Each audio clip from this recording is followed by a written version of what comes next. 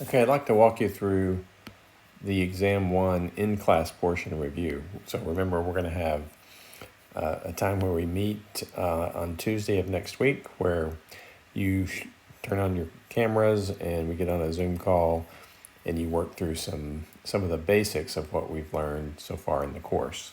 Okay, so here's how you can prepare for that.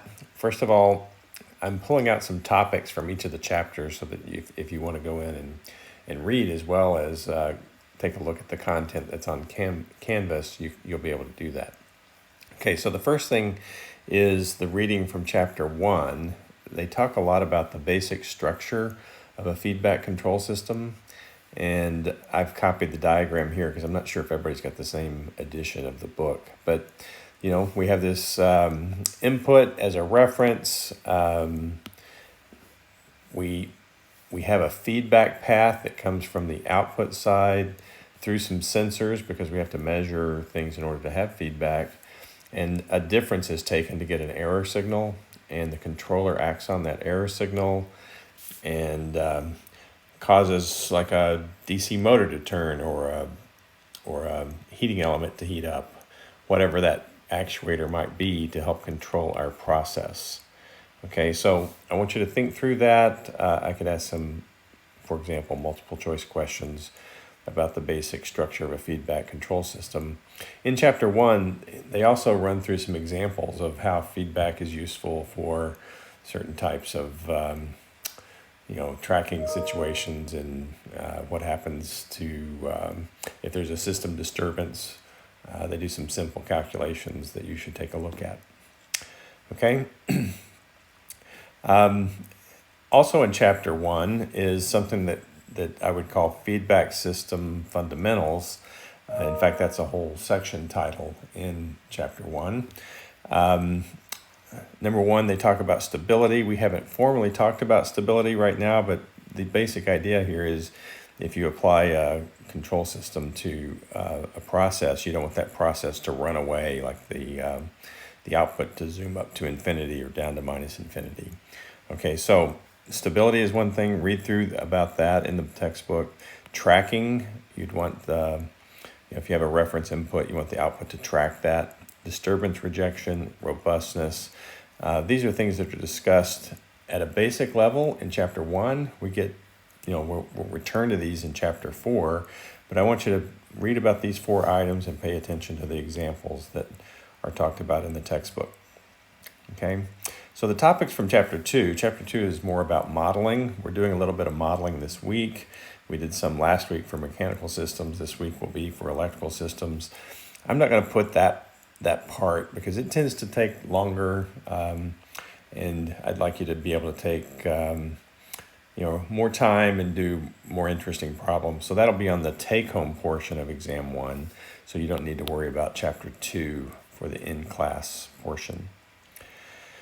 Okay, chapter 3, there's a lot of material in chapter 3, and I want to help you narrow down your focus because I'm not going to ask a lot of detailed calculations that you would have to do by hand. You can do the calculations by MATLAB.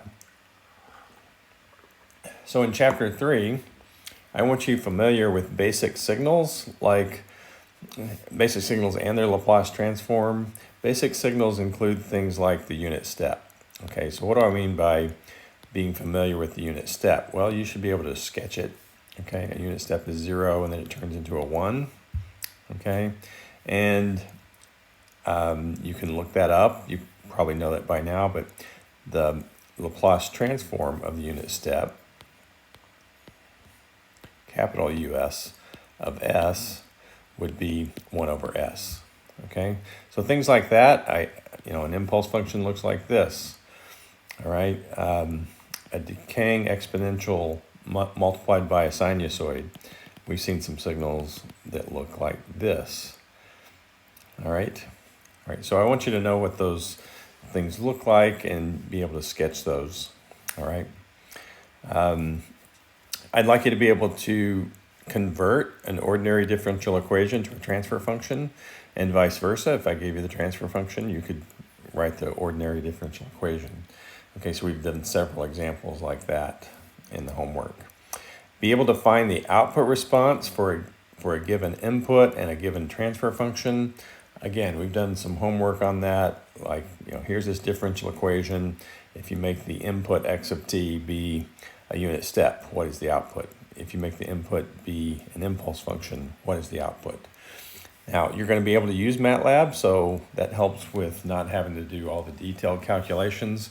But you need to know the basic ideas here on how to do input and output analysis. All right, so my idea here is you can use MATLAB and then you can just copy your answers down on the page for this online exam.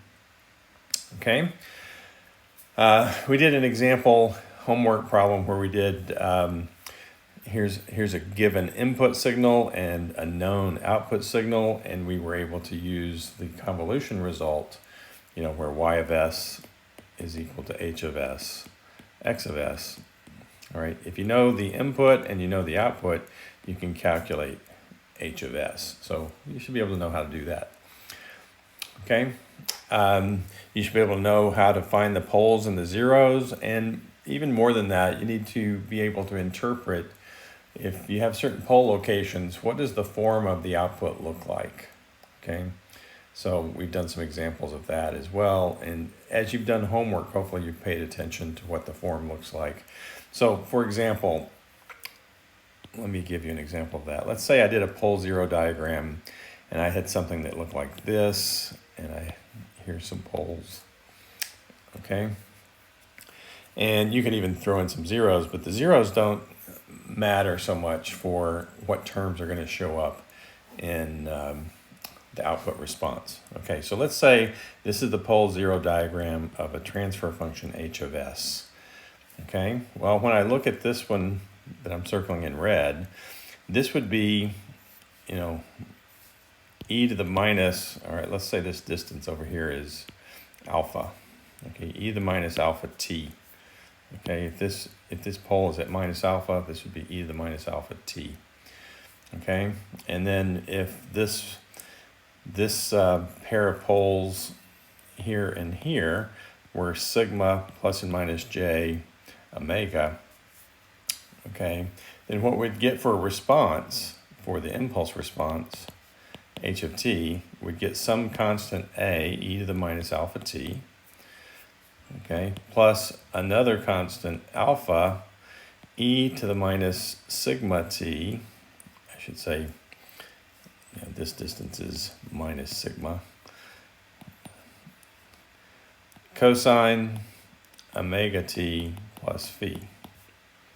All right, so that's the form of the output solution.